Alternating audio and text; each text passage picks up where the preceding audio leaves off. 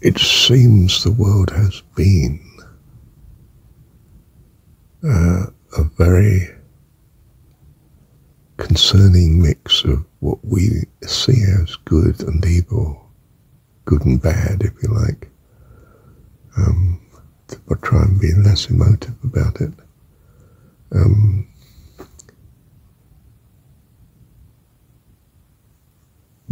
We certainly hope, and I feel that things have got better. I mean, would you rather live 300 years ago as the average citizen in the average country, or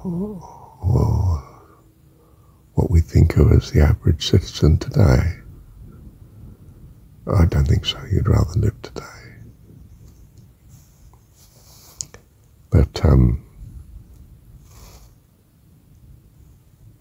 well, we could be wrong in that regard. And it is the case, isn't it, when you travel to a very poor place? I mean, I visited Bangalore in southern India, apparently relatively good compared to, I don't know, say Calcutta or something.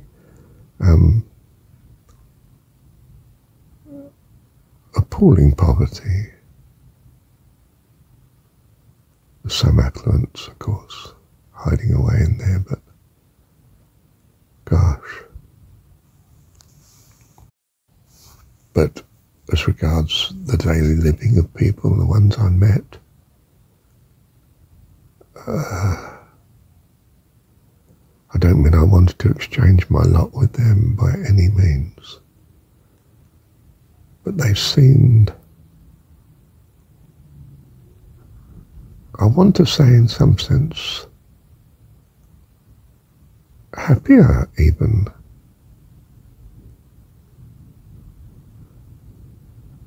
Happier and more living in a way than we here, say, in New Zealand. I mean, I can't quantify it and, measure it in some sense. Happiness, of course, but, and I don't mean I wanted to swap my lot with them by any means.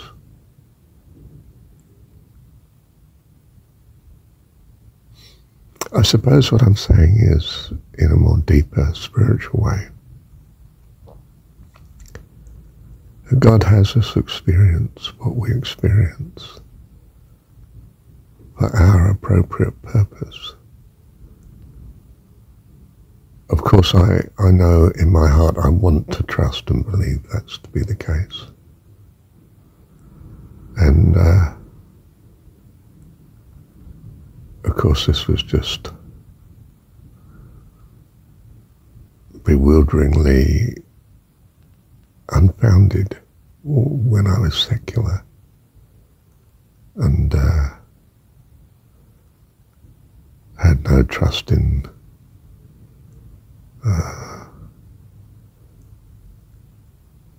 there being the existence of my God, whatever that would be, had I have put my mind to considering it.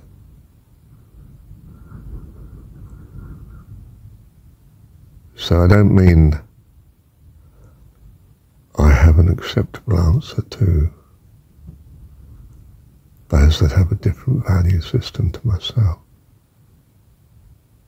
at present, any more than it would have helped me to have been presented with such when I was secular before.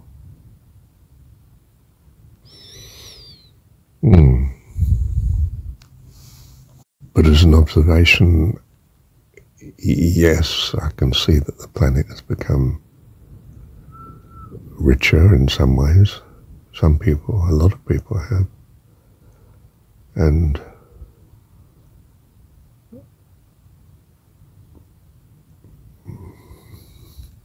more provided for in some ways. Shelter, food, even security and so on. Some avenues of security anyway. But it's still an amazing mix of good and bad, and I think as a secular, well, I know as a secular person, I'd already come to the conclusion that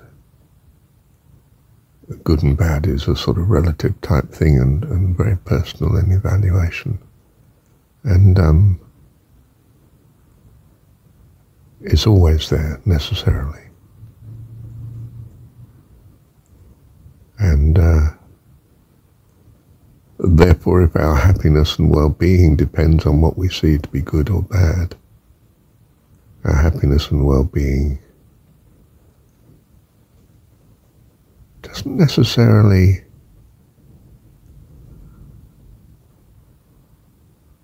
progress through time. We're still coping with a mix of what we see as good and bad. You know, the monarch's trying to work out how he can keep up his end palaces and dominions, and and the peasant's still trying to work out how he can keep a shelter over his head and his family's.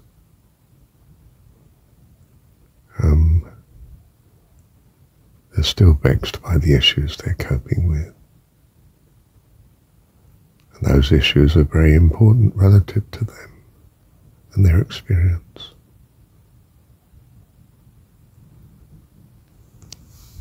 If you're seeking joy and happiness, fulfillment and assurance,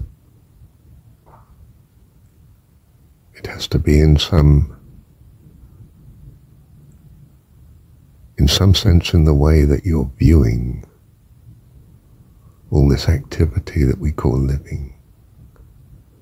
And that is what happens in what we religiously might refer to as conversion, where you just see things differently to the way you did, and now have, ideally, some major step forward in as regards assurance and hope and peace of mind, which to a secular person you may have achieved in very doubtful ways.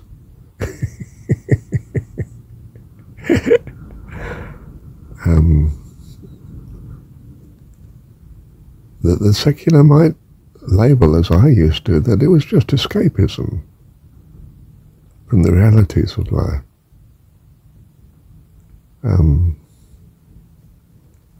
But it dawns on you that some escapism is perhaps just what you need. That in some sense you found yourself, before such happens, in a situation which is greatly lacking, and you are seeking an inner state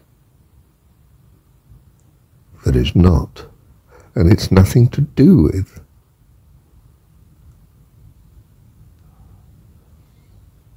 the physical everyday situation in which you are in, but the way in which you've come to value or not value it. And you find certain company is very helpful in that regard and some not. And you seek to become a person that has a peace and a joy within,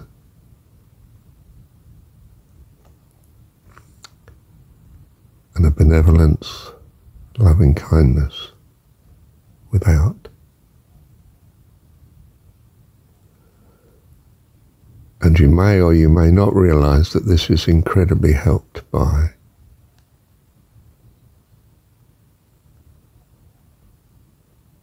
wanting a God to exist that personifies such values.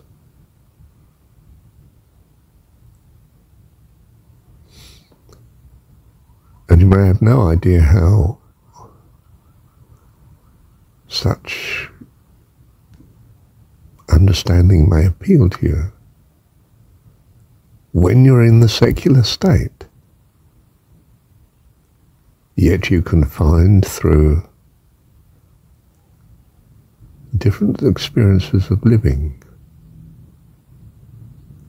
that you come to realize it would be very nice if such a lovely God were to exist. That is actually what you value, not what you know to be, of course, but you know that's what you come to value. And that is an extraordinary change from an otherwise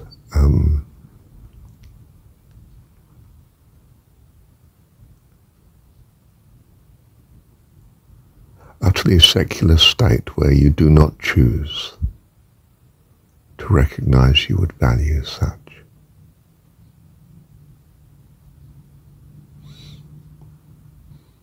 Because it doesn't seem likely to be the case.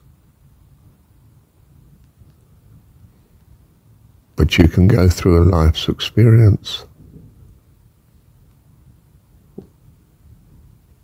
which imparts to you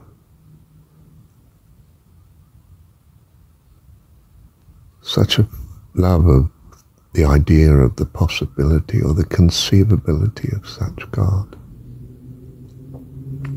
that you choose to live and act accordingly to the existence of such. And if you then find your life has become immeasurably better,